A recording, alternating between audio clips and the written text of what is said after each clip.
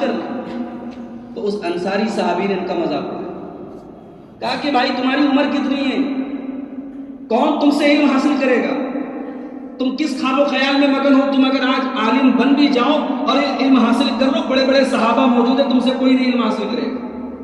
اور یہ کہہ کر کے وہ انصاری صحابی وہاں سے چلے گئے, انہوں نے ان کا ساتھ نہیں دیا.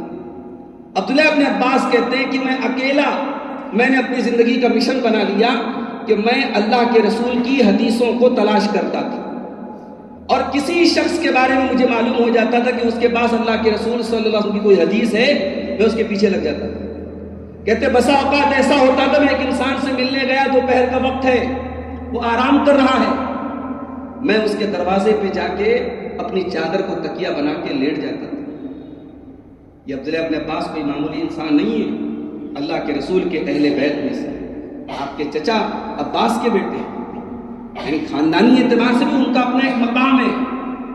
مال و دولت حضرت عباس صحابہ کرام میں کروڑ پتی صحابہ میں سے تھے, بہت وراثت چھوڑ کے گئے تھے, دولت بھی بہت تھی, اونچے خاندان کے, نبی سے قرابت ہے, لیکن طلب علم کے لیے ایک عام آدمی کے دروازے پہ جا کے لیٹ جاتے اور کہتے گرد و غبار میرے منہ میں, میرے ناک میں داخل ہوتے تھے, میں تکلیفیں برداشت کرتا تھا کہ مجھے علم دین حاصل کرنا ہے. کہتے وہ انسان جب سو کے اٹھتا اور دروازہ کھولتا تو کہتے یبن عم رسول اللہ, اے اللہ کے رسول کے چچا کے بیٹے, آپ مجھے پہلے بتا دیتے, میں باہر نکل جاتا اور پھر میں اس سے وہ حدیث سن کر کے تب میں وہاں سے. اور کہتے ہیں جب میں اس طریقے سے محنت کرتے کرتے جب میں نے احادیث رسول کو سیکھا تو ایک وہ دور آیا کہ وہ انصاری صحابی مجھ کو دیکھ کے کہنے لگے کان ھذا الفتى اعقل منی, یہ نوجوان مجھ سے زیادہ عقل مند تھا.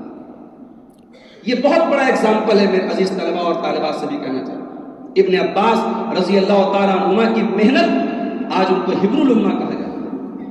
قرآن کریم کی تفسیر جب بیان ہوتی ہے تو ہم تلاش کرتے کہ ابن عباس نے اس قرآن کی آیت کی تفسیر میں کیا کہا ہے. یہ اپنی محنت سے انہوں نے اس لیول تک اپنے آپ کو پہنچا. عزیز طلبہ, آپ جامعہ ابن تیمیہ میں پڑھتے ہیں, اساتذہ محنت سے آپ کو پڑھاتے ہیں, سلیبس بنانے والوں نے بڑی محنت سے بنایا ہے, مگر یہ کافی نہیں. اتنا کافی نہیں ہے. آپ کو علم میں اگر ترقی کرنا ہے آپ کو دو چیزیں چاہیے.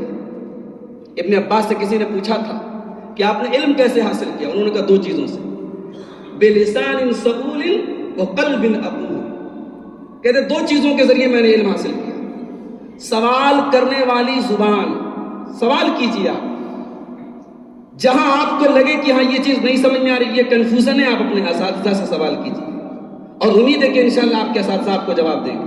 اور اگر وہ جواب آپ کو نہ ملے تو تب تک اطمینان سے نہ بیٹھیے جب تک جواب نہ ملے. آج تو الحمدللہ انٹرنیٹ کا دور ہے, آج تو گوگل کا دور ہے, سرچ کرنے کی تمام سہولتیں موجود ہیں. اب آپ کو ہزاروں صفحات کی گردانی کرنے کی ضرورت بھی نہیں ہے, چند سیکنڈ میں آپ کے سرچ کا رزلٹ آپ کے سامنے آ جائے. تو پہلی چیز سوال کرنے والی زبان, اور دوسری چیز وبقلب عقول, بیدار مغز جو ہے, عقل اور دماغ اور دل اپنے پاس رکھیے, چاق و چوبند رہیے. آنے والے وقت میں ہماری اور آپ کی ذمہ داری بہت بڑھنے والی ہے. ایک بہت بڑا ارتداد کا فتنہ اور ارتداد کی لہر اس امت کے سامنے ہے. آنے والے دور میں مدارس کے فارغین کی ذمہ داری بہت بڑی ہے, اور آج جامعہ ابن تیمیہ کے فارغین کی ایک بڑی تعداد یونیورسٹیوں میں کام کر رہے, پروفیسر ہیں یا جرنلسٹ ہیں یا صحافی ہیں یا کسی بھی میدان میں سرکاری ٹیچر ہیں. مگر میں چاہتا ہوں کہ آپ میں سے ایک بڑی تعداد ایسی ہو جو ممبر و محراب کا حق ادا کرے, جو دعوت و تبلیغ کے میدان میں کام کرے. امت کے مستقبل کو آج بہترین دعات اور مبلغین اور بہترین خطباء اور بہترین رہنماؤں کی ضرورت ہے میرے بھائی. آج ملک کے حالات آپ کے سامنے ہیں. قرآن کریم کی وہ آیت ہمیشہ اپنے پیش نظر رکھیے, وَمَا كَانَ رَبُّكَ لِيُهْلِكَ الْقُرَىٰ بِظُلْمٍ وَأَهْلُهَا مُصْلِحُونَ. جب تک امت کے اندر مصلحین موجود ہے, اصلاح کرنے والے موجود ہیں, امت ہلاک نہیں ہوگی. اصلاح کرنے والے کون ہوں گے؟ وہ انجینئر علی مرزا جیسے جاہل لوگ ہوں گے. جب ہم اور آپ اپنے اس کام کو ترک کر دیں گے, واللہ مساجد محروم ہیں. آج بڑے بڑے شہروں میں